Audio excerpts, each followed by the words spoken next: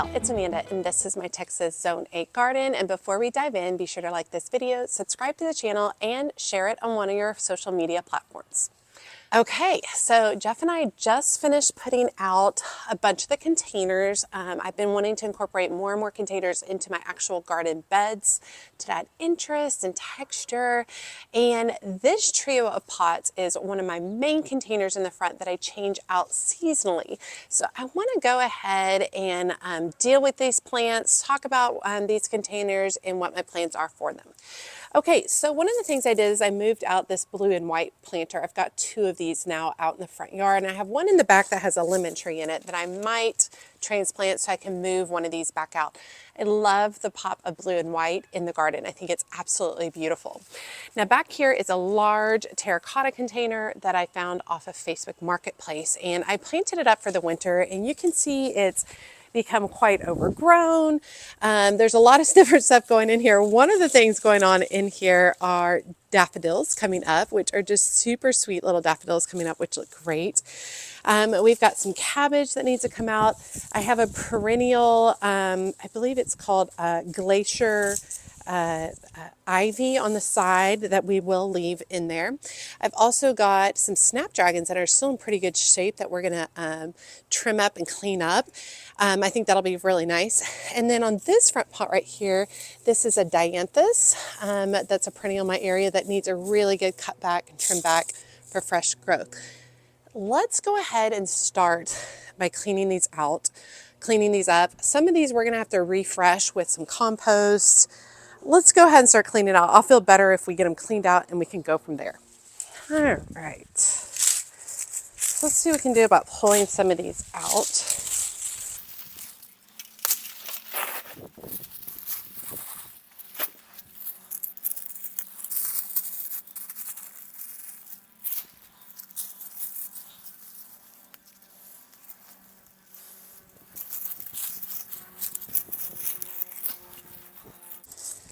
Okay, that opened up a lot of room in the back here, which is really nice.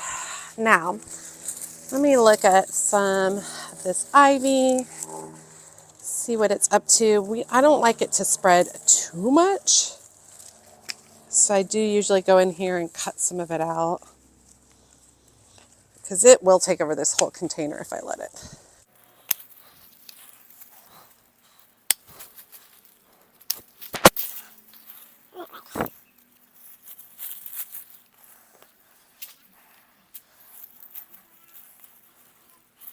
We're going to leave these daffodils in here because they're super sweet and they're just getting started on their blooming. Now, let's look at some of these snapdragons, and we can cut back the dead or older portions, and it will resituate itself and put up new blooms.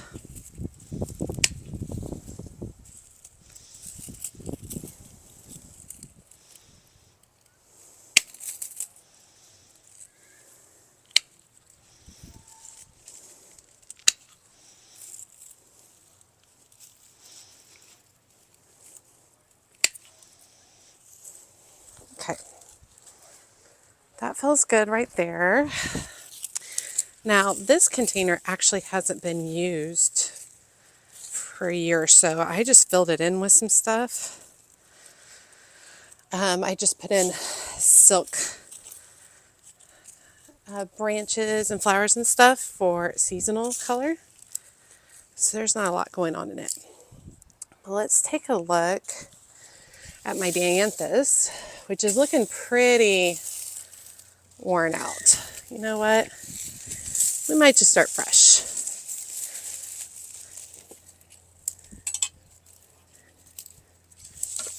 Yeah, that's what I thought.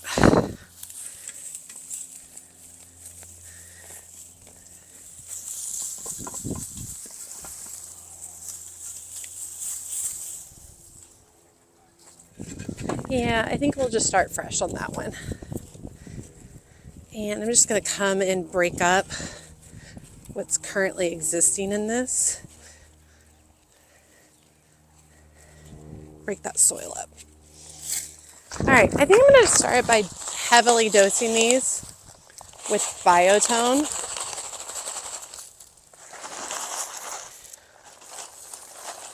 And just mixing that up just like that.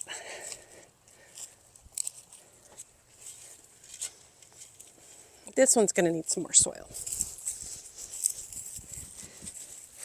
And I just put brighten in a few areas on this particular container because we don't want to disturb the existing plants. All right, then I'm going to start placing some of my plants. Let me explain my reasoning behind this. This container right here, I want it to have the most detail and the most color because it's going to stand out the most, obviously. Back here on this one, I'm not as concerned. In fact, I might even end up putting a leopard plant in the back of here because it turns out the one in my shade garden did come back, which is very exciting. So let me place some plants and see what I think and then move it around from there.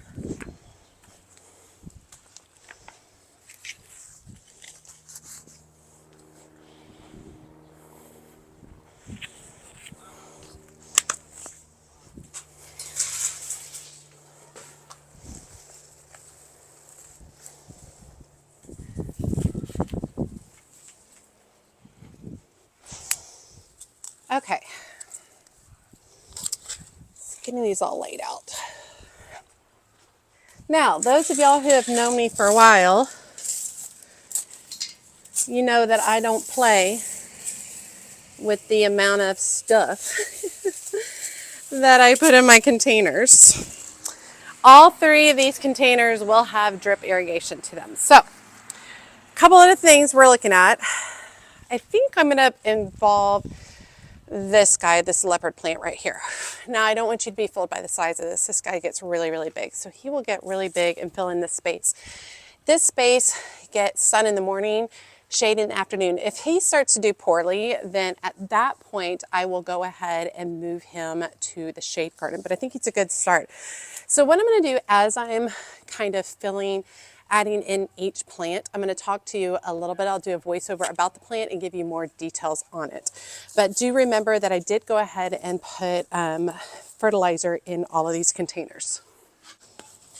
Leopard plant is a bold perennial with large, glossy, round green leaves that can reach up to 18 inches across. In fall, it produces clusters of bright, yellow, daisy-like flowers on tall stems, and it thrives in partial to full shade with consistently moist, well-drained soil, growing up to about 24 to 36 inches tall and wide.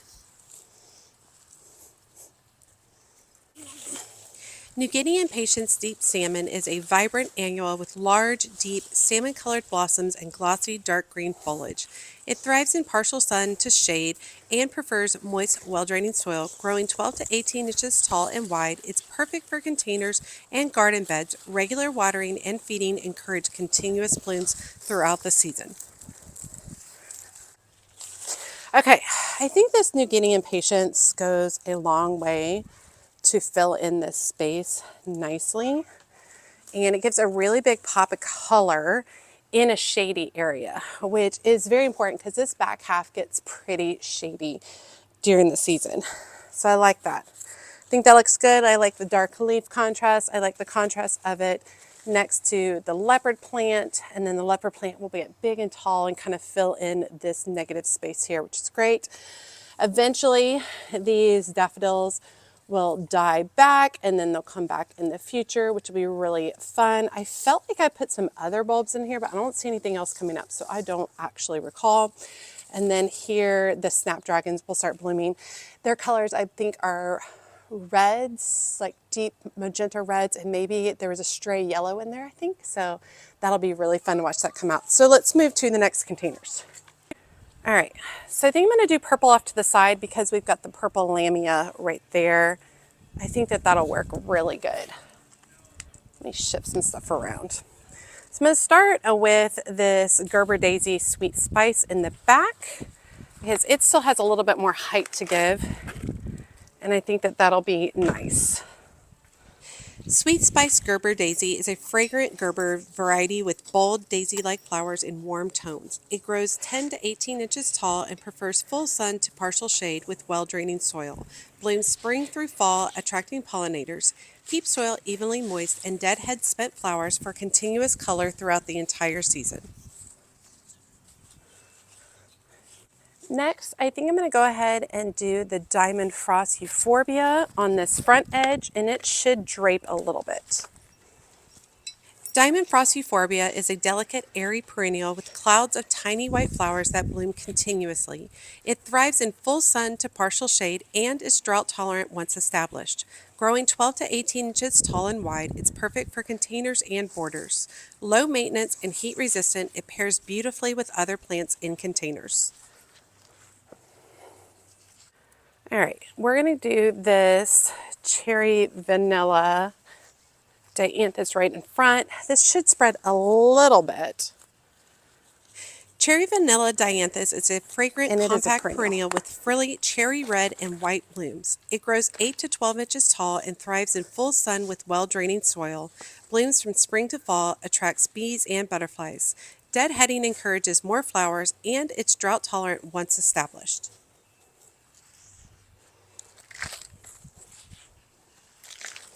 And then finally, we're going to do this Laguna ultraviolet lobelia on this front side at a little bit of an angle. So you got to get a little bit of a draping effect for it. Laguna ultraviolet lobelia is a trailing lobelia with deep purple flowers that bloom from spring to fall. It grows 6 to 12 inches tall and spreads up to 24 inches, making it ideal for containers and hanging baskets. It thrives in full sun to partial shade with consistent moisture. It's heat tolerant and self-cleaning, requiring minimal maintenance. Now, right in this front little zone right here, I'm going to tuck in some Creeping Jenny Goldie. And I believe this container has multiple plants in it, so let's take a look. Yes, it does. So we'll start with one tucked in just right there. And I love that pop of citrusy green to break up the color. Creeping Jenny Goldie is a low-growing perennial with bright golden yellow trailing foliage. It spreads 12 to 18 inches wide and grows 3 to 6 inches tall, making it perfect for ground cover or containers. It prefers partial sun to shade with moist soil, provides year-round interest, and cascades beautifully over the edges. All right, next we're going to put the lamia, or excuse me, I still have to call this lamia. It's not lamia. Lamium. Dead nettle, that's what I usually call it. I was like, I don't usually call it that. Put the dead nettle right here, cascading off to the side some. Dead nettle purple chablis is a shade-loving perennial with silvery green foliage and soft purple flowers. It grows 8 to 12 inches tall and spreads 12 to 18 inches wide, making it a great ground cover. It thrives in partial to full shade with moist, well-draining soil, deer-resistant and low maintenance, adding texture to shady gardens.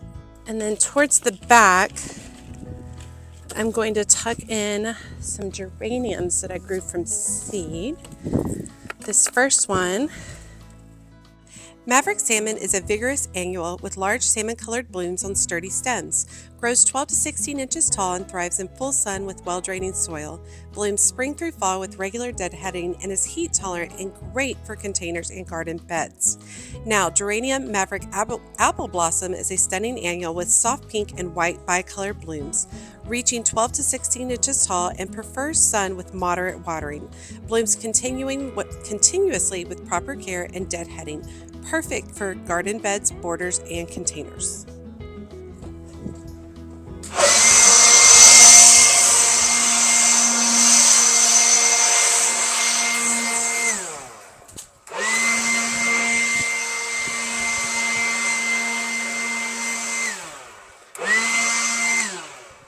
All right, I have my little white rabbit. I usually tuck him in somewhere. I'm thinking right around here.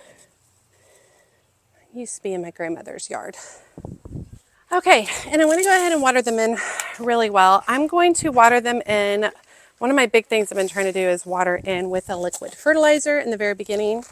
And the reason I'm doing that is because I have a lot of liquid fertilizer that I've purchased over the years and then did not use. So this one is a pack, Miracle Grow, that if it's less than 5 years old, I'd be shocked. And so I'm going to go ahead and just empty it into my container.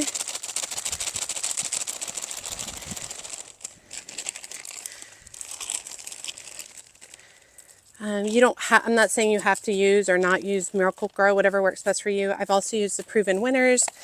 I also put Alaskan fish emulsion in this same container and use that to water plants. Use a lot of different types, so whatever floats your boat. Apparently the struggle is real for me to get this on. Okay, there we go. Golly.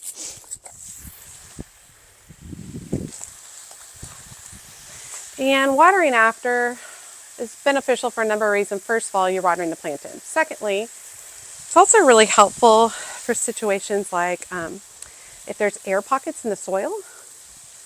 This kind of helps work through those air pockets.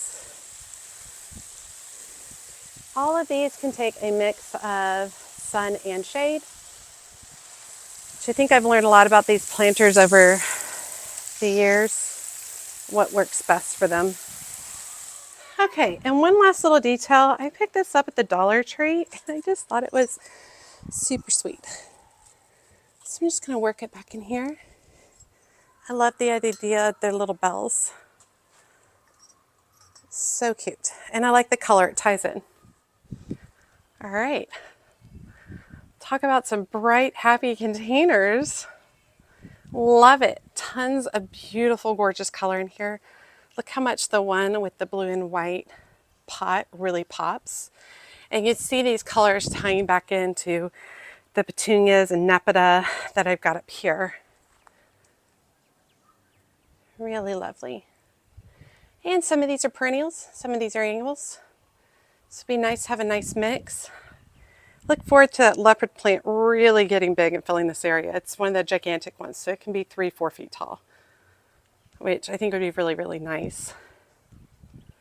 Because I really think one of the things is like, this is all of my Virginia creeper, which doesn't look pretty right there. This will grow up and kind of cover that a little bit, which I think will look really good. And I used stuff that I grew myself. I used stuff that was already there, and then I used several things that I picked up from homegrown plants in Farmersville, which is really, really fun.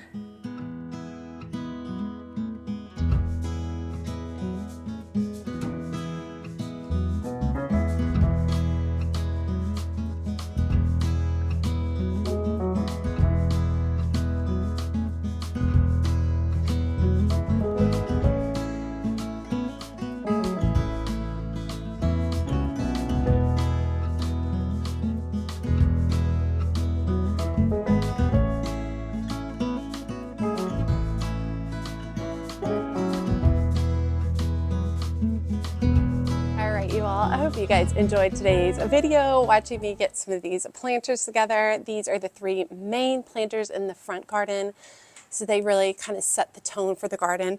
Very colorful and whimsical is my goal this year, and you can see it with the little bells and my little rabbit tucked in and all the bright colors and wonky stems and texture.